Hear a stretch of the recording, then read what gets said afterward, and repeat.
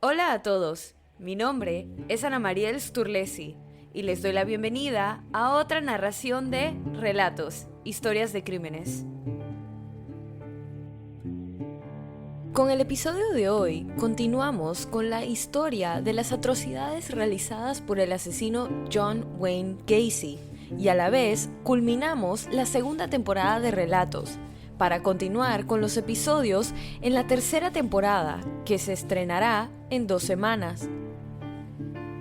El primer asesinato conocido de Gacy ocurrió el 3 de enero de 1972.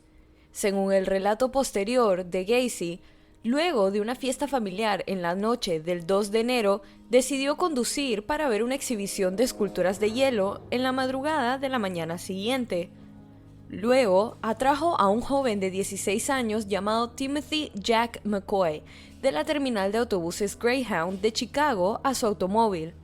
McCoy regresaba de unas vacaciones de Navidad en Michigan a la casa de su padre. Gacy llevó a Timothy a un recorrido turístico por Chicago y luego lo llevó a su casa con la promesa de que podría pasar la noche y regresar a la estación a tiempo para tomar su autobús. Gacy afirmó que se despertó temprano a la mañana siguiente y encontró a McCoy parado en la puerta de su habitación con un cuchillo de cocina en la mano. Luego saltó de su cama y McCoy levantó ambos brazos en gesto de rendición, inclinando el cuchillo hacia arriba y cortando accidentalmente el antebrazo de Gacy. El hombre torció el cuchillo de la mano del adolescente, golpeó su cabeza contra la pared del dormitorio, lo pateó contra su guardarropa y caminó hacia él. El joven luego pateó a su agresor en el estómago, doblándolo. Gacy reaccionó agarrando y tirando al suelo a Timothy mientras gritaba que lo mataría.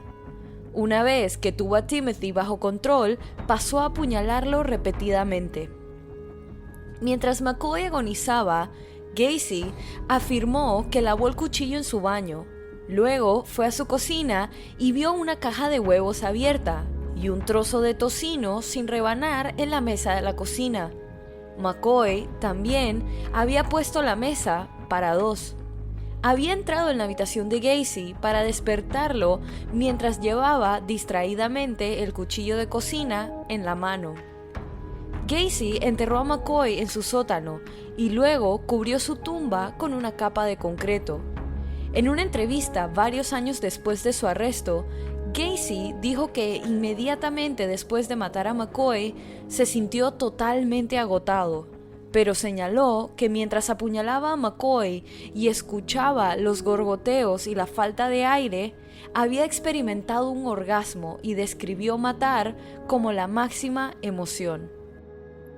Gacy dijo que la segunda vez que cometió un asesinato fue alrededor de enero de 1974, pero la víctima permanece sin identificar. Dice que estranguló a la víctima y la metió en su armario para un entierro más tarde. Mientras el cuerpo yacía en el armario, comenzó a perder fluidos corporales por la nariz y la boca, lo que le dio al asesino la idea de meter la ropa interior o los calcetines de la víctima en la boca para evitar que la alfombra se manchara y así dejar evidencia como sucedió después de este segundo asesinato. El asesinato de otras víctimas conocidas de Gacy ocurrió en 1975. En julio, John Butkovich, un chico de 18 años, desapareció. El auto de John fue encontrado estacionado cerca de una esquina con su chaqueta y billetera dentro, y las llaves aún en el encendido.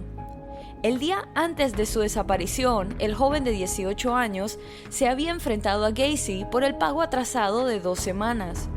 Su padre llamó a Gacy, quien afirmó que estaba feliz de ayudar a buscar a su hijo, pero lamentaba que su hijo se hubiera fugado.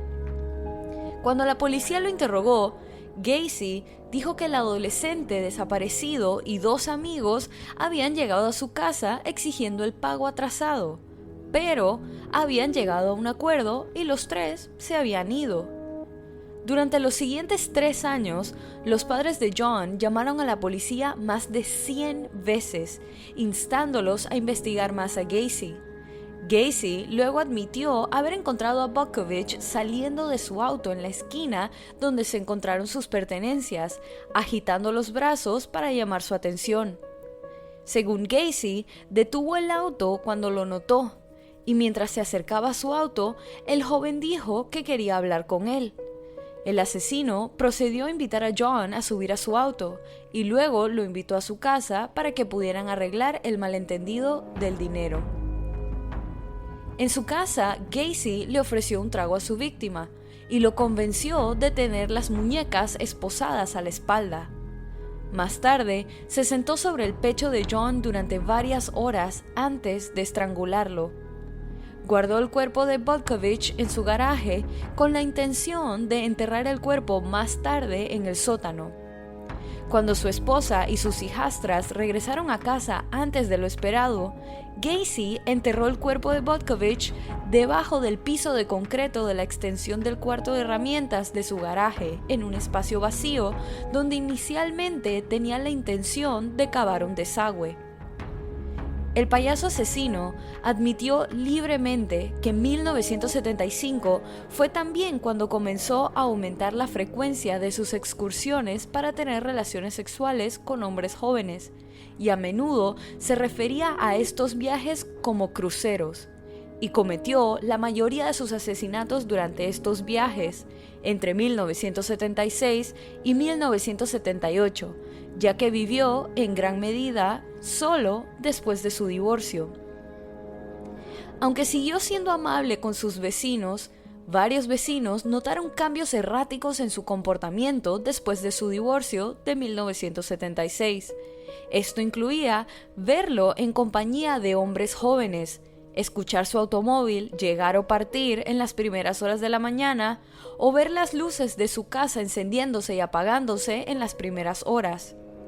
Una vecina recordó más tarde que, durante varios años, los sonidos de gritos y llantos ahogados y agudos los habían despertado repetidamente a ella y a su hijo en las primeras horas de la mañana.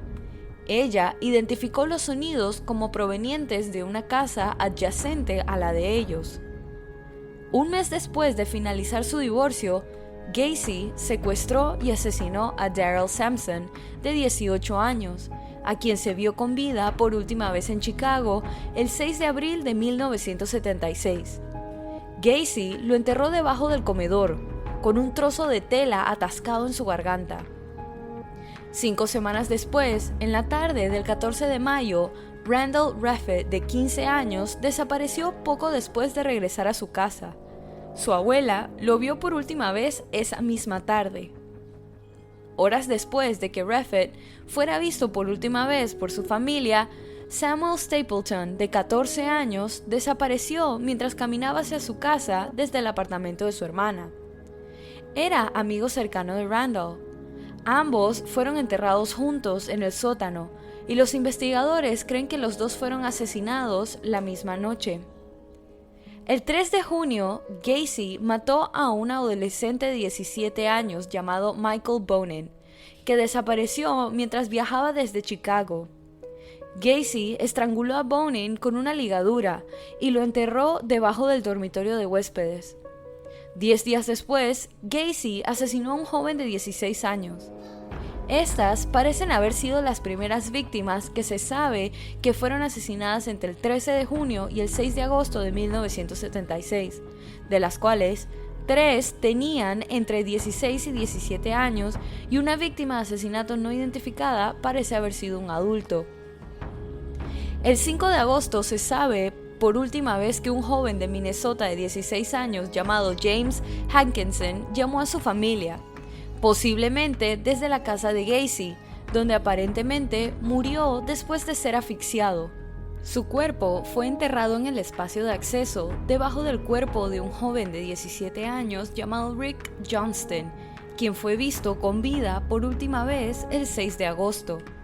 Se cree que Gacy asesinó a otros 2 hombres no identificados entre agosto y octubre de 1976. El 24 de octubre, Gacy secuestró y mató a sus amigos adolescentes Kenneth Parker y Michael Marino. Los dos fueron vistos por última vez fuera de un restaurante.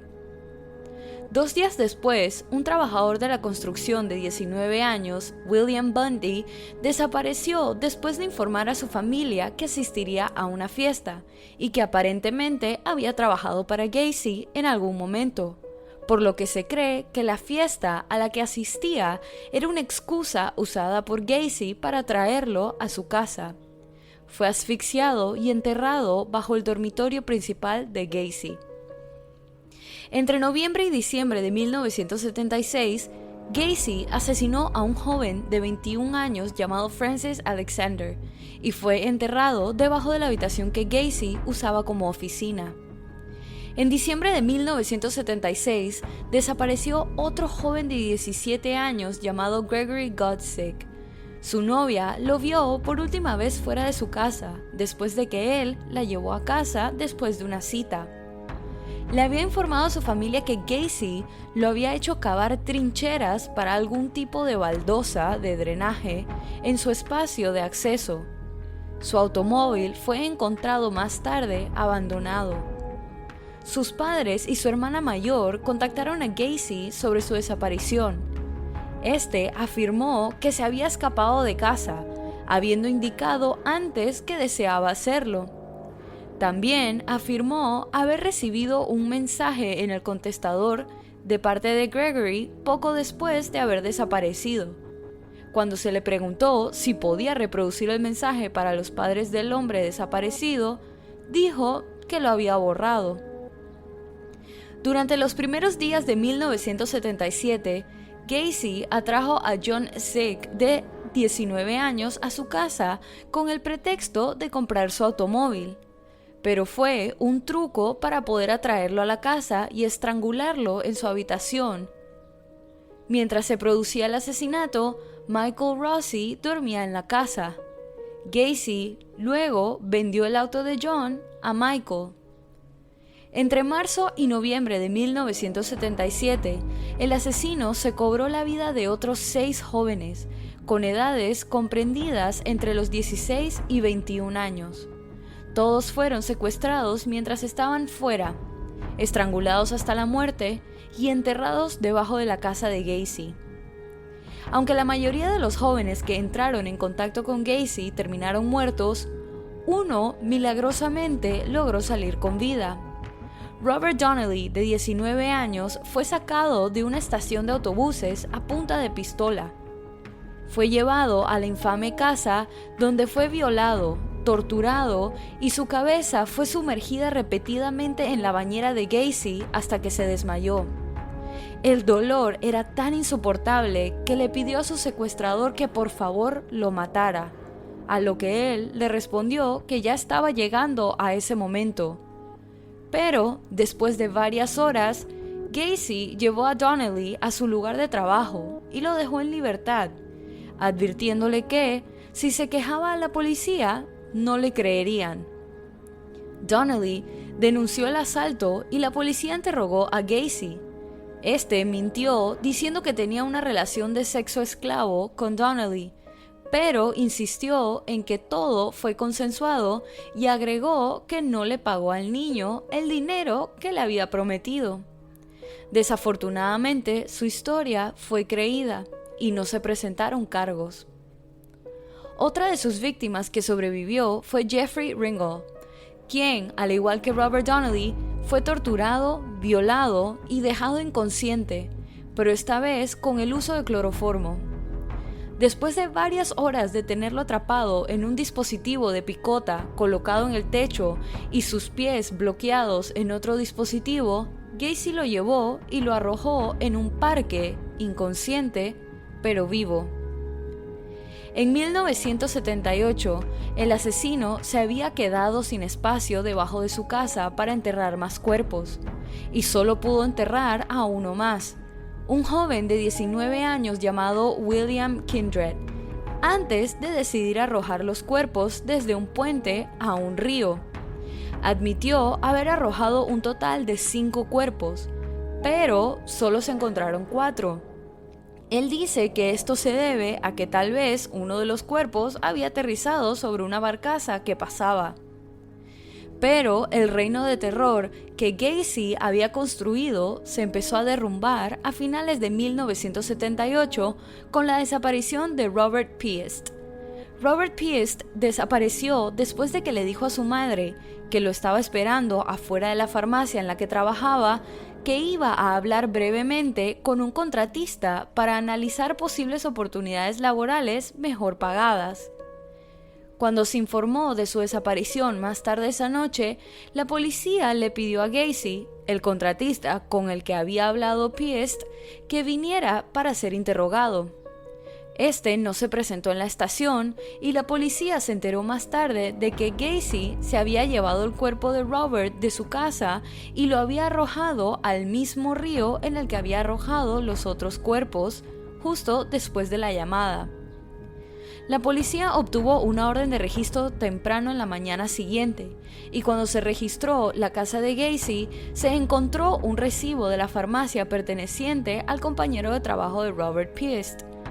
Junto con eso, encontraron artículos sospechosos, incluidas varias placas de policía y una pistola de 6 milímetros, y una jeringa y una aguja hipodérmica, dentro de un gabinete en el baño de Gacy. Los investigadores también encontraron esposas, varios libros sobre homosexualidad y pederastia, 7 películas pornográficas, cápsulas de nitrito de amilo y un consolador de 18 pulgadas. Varias licencias de conducir fueron encontradas en el dormitorio. Se encontró una parca azul con capucha encima de una caja de herramientas dentro del cuarto de lavado y ropa interior que parecía ser demasiado pequeña para Gacy se encontraron dentro del armario del baño. Al concluir que Piest había estado dentro de la casa de Gacy y con la esperanza de encontrarlo con vida, la policía comenzó a seguir a Gacy a tiempo completo a partir del 14 de diciembre de 1978. Al día siguiente, la policía realizó otra búsqueda en la casa de Gacy y encontró un anillo de la escuela secundaria perteneciente a John Sick. Para el 18 de diciembre, Gacy comenzaba a mostrar signos de tensión debido a la vigilancia constante. No estaba afeitado, se veía cansado, parecía ansioso y bebía mucho. Esa tarde se dirigió a la oficina de sus abogados para preparar una demanda civil de $750,000 contra la policía, exigiendo que cesaran su vigilancia. Las autoridades arrestaron a Gacy el 21 de diciembre de 1978, luego de que lo vieran manipulando marihuana mientras estaba bajo vigilancia. Durante otra búsqueda en su casa, los investigadores descubrieron la puerta de un sótano debajo de la casa de Gacy en la que encontraron huesos. En la noche del 20 de diciembre, Gacy se dirigió a la oficina de sus abogados para asistir a una reunión programada, aparentemente para discutir el progreso de su demanda civil. A su llegada, Gacy apareció despeinado e inmediatamente pidió una bebida alcohólica, después de lo cual su abogado sacó una botella de whisky de su automóvil. A su regreso, le preguntó a Gacy qué tenía que discutir con ellos. Gacy tomó una copia del Daily Herald que estaba sobre el escritorio frente a él. Señaló un artículo de primera plana que cubría la desaparición de Robert Piest y dijo: "Este chico está muerto y está en un río". Gacy luego procedió a dar una confesión incoherente que se prolongó hasta las primeras horas de la mañana siguiente. Dijo que enterró a la mayoría de sus víctimas en su sótano y se deshizo de otros 5 cuerpos en un río. Dijo que la mayoría de sus víctimas eran prostitutos y mentirosos, que creía que le pertenecían y que por eso se había quedado con sus cuerpos. Como consecuencia de su consumo de alcohol, se durmió mientras hablaba.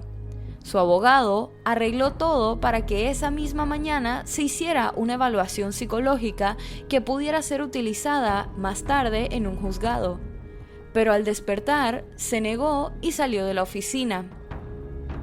Después de salir de la oficina de sus abogados, Gacy condujo hasta una gasolinera donde, mientras llenaba su tanque, le entregó una pequeña bolsa de cannabis al asistente, quien inmediatamente entregó la bolsa a los oficiales de vigilancia y agregó que Gacy le había dicho: "Se acerca el final para mí, estos tipos me van a matar".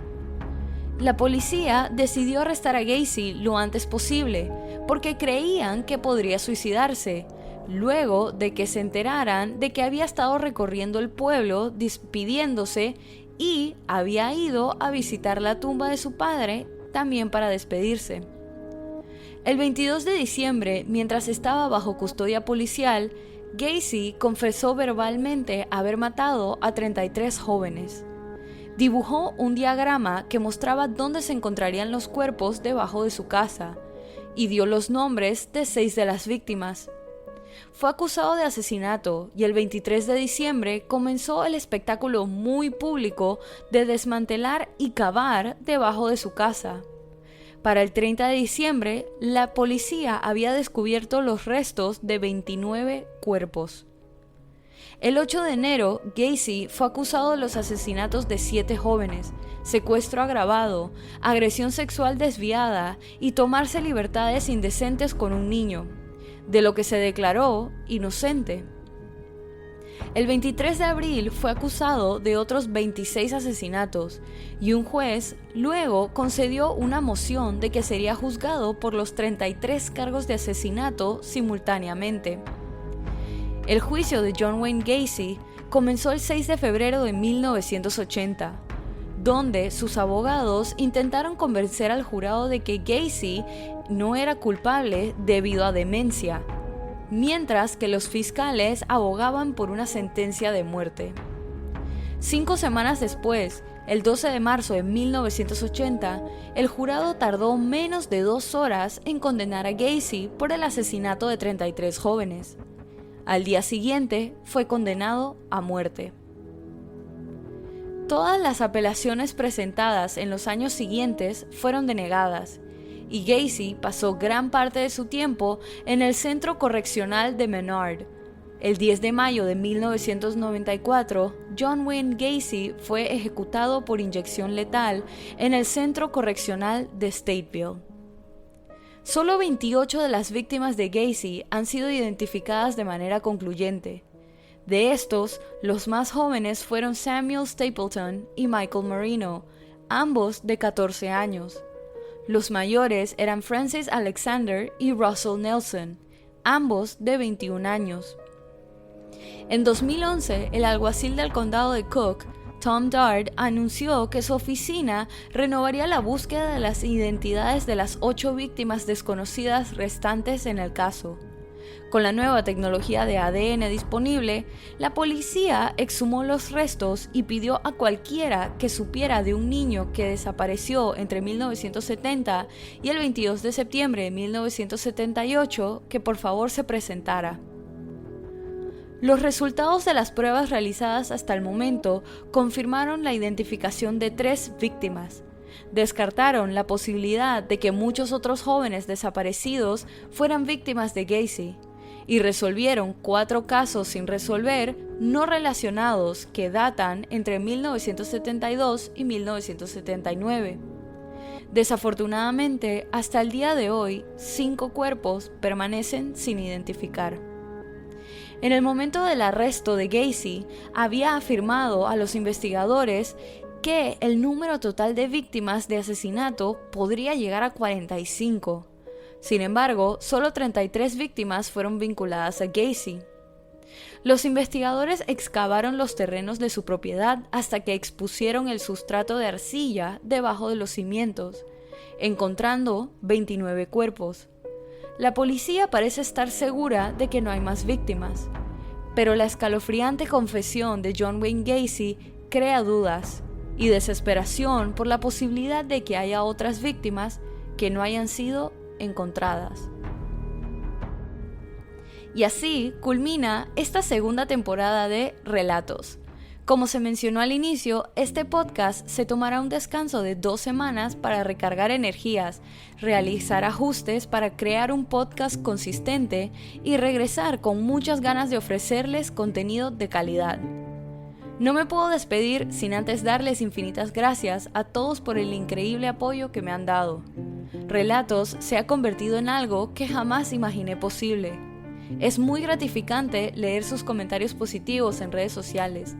También enterarme de que Relatos en reiteradas veces formó parte de rankings en posiciones altas. Pero lo más satisfactorio es poder conectar con diferentes partes del mundo por medio de audios que ustedes disfrutan. Esta segunda temporada no hubiera sido posible sin ustedes, y una vez más, muchas gracias, y nos encontramos nuevamente en 2 semanas.